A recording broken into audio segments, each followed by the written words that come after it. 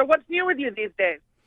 Well, what we're looking at right now is April and springtime and National Pest Management Month, and I've been their spokesman now for several years. So it's that time of year to start worrying about pests. There's something awful to worry about, but I'm sure you have some good ideas for us on how we can fix it. I'll get Absolutely. to that in just a second. I have two other questions for you that are general, and then I'll go to the pets. Okay. In which circumstance would you advise someone who's a do-it-yourselfer to hire an expert rather than doing it themselves? Well, I've been asked the question many times, and I used to say, if it's life-threatening, don't take it on.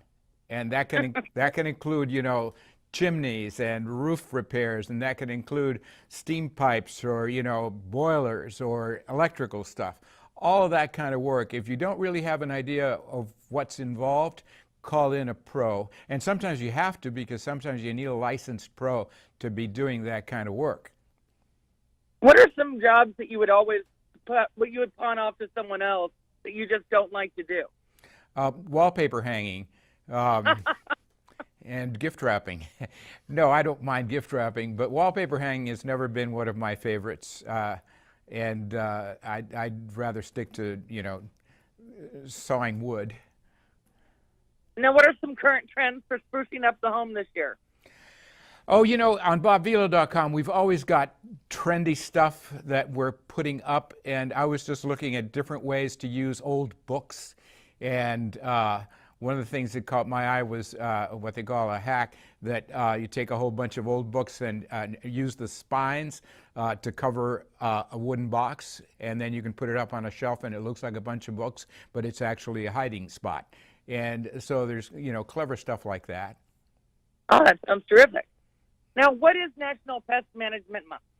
Well, it's basically an annual campaign to bring awareness to homeowners about the damage that can be done to their homes by wood-boring insects, primarily the termites, which cause over $5 billion worth of damage to American housing stock each and every year. Now, what is the best thing we could do to avoid termites? Keep them out and obviously recognize when they're already in.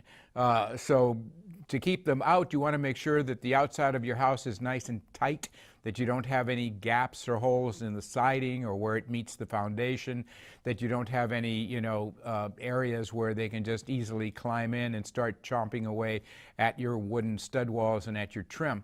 Inside the house, you can keep an eye out for what's called frass, which is this granular material. It kind of looks like sawdust. It's brown. It's little tiny pellets.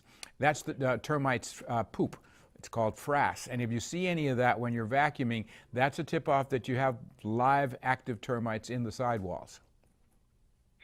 Oh, so what do you do once you see that? You call a pest control professional. Termites are not something that you want to try to deal with on a home, kind of do-it-yourself basis, because it's not something that you can just buy a bug bomb and spray. They are in the wall, they are up in the roof, they are in the foundation areas, and you have to get somebody who can detect exactly where they are. And then, of course, you have to sometimes, sadly, call in a carpentry crew to replace damaged material, whether it's actual stud walls or whether it's just window trim. You can tell the latter by just tapping on the door casings and window casings, and if it sounds hollow, if you can poke your finger into it, that means they've already been there. Now, what are some other indoor pests that we need to worry about this time of year?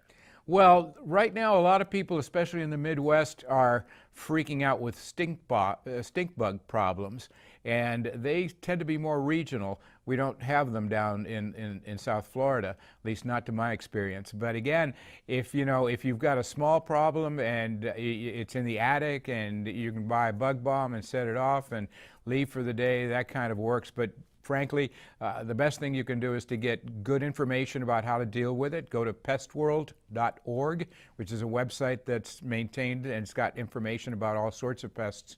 And if it's a serious problem, call in the pros. Now, what should people be doing for pests that are outside the home?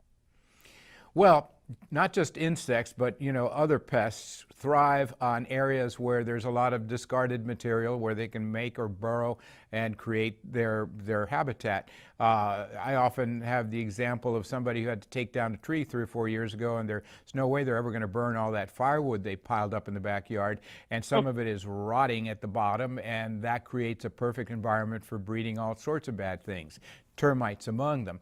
And so spring cleaning really needs to focus on all these different aspects of home maintenance. Everything from the firewood pile, like I just said, to old tires that collect water and become breeding centers for mosquitoes. It's all common sense, but it's all just, taking the time to beautify the home by getting rid of any problems like that.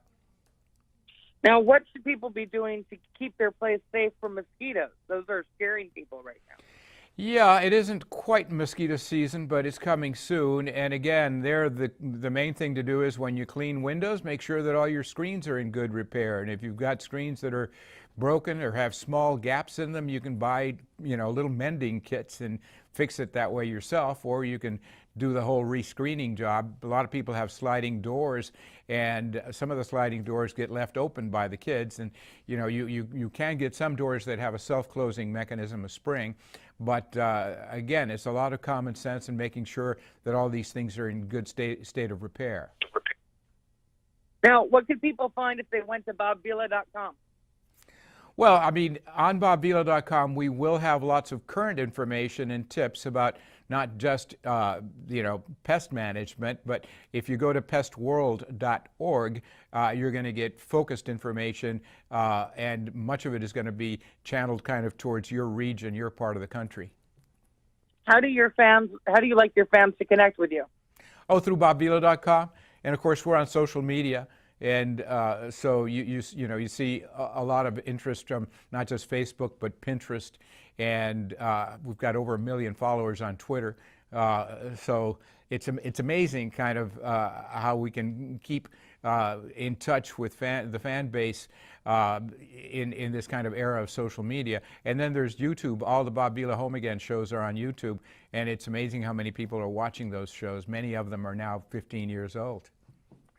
Now, where do you tell people to go if they want to keep their homes pest-free to get more information? The website is called pestworld.org. Well, thank you so much for all your information. I hope everyone has a bug-free year. Happy spring. Thank you. Bye-bye.